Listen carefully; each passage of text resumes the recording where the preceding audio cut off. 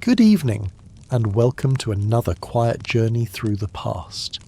If you're listening right now, perhaps you're lying somewhere warm. The lights are low, and you're ready to drift into an easy, restful night.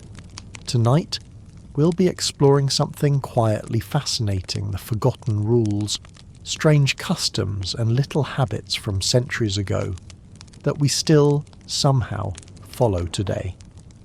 They hide in our manners, our laws, and even the way we speak to each other. You might not notice them, but their echoes are everywhere. So take a deep breath. Let the day fade behind you, and listen to the faint crackle of the fireplace as we begin our calm descent into history. Imagine yourself sitting at a long wooden table, lit only by the glow of a few candles.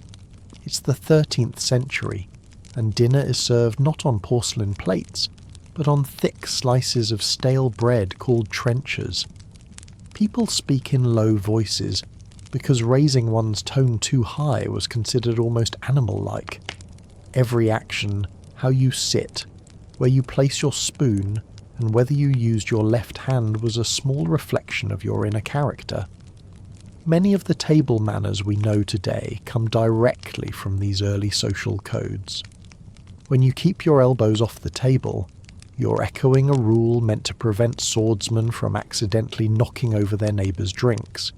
When you say, "bless you," after someone sneezes, you're repeating a custom born from the fear of plague, a polite wish for survival in an uncertain world.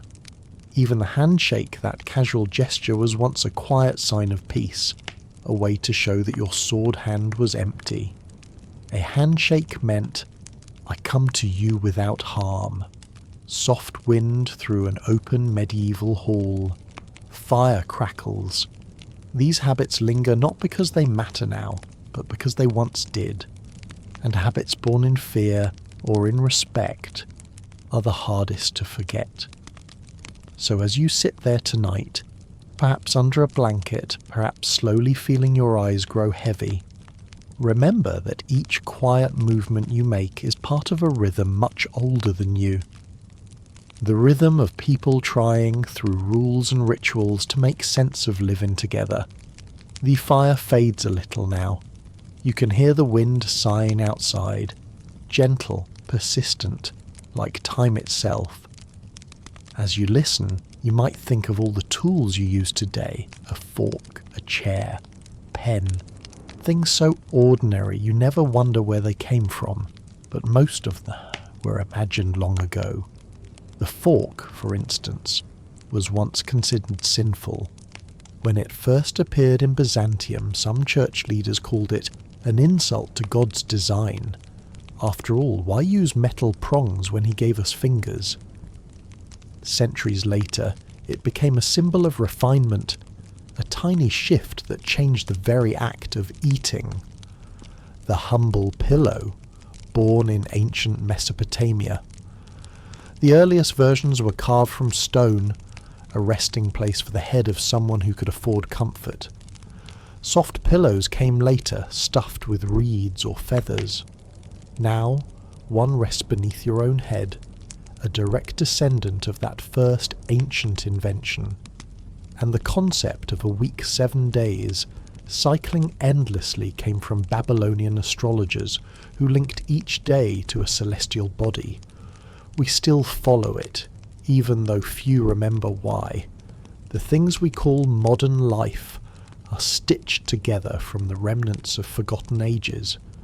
We live surrounded by ghosts of practical genius, by ideas so clever we never found reason to replace them.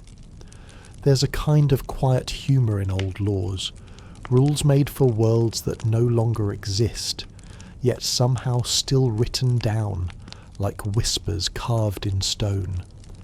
In medieval England, it was once illegal to eat meat on Wednesdays and Fridays, not for health, but to protect the fishing industry, and even today, some places technically maintain similar bans, though no one remembers the reason why.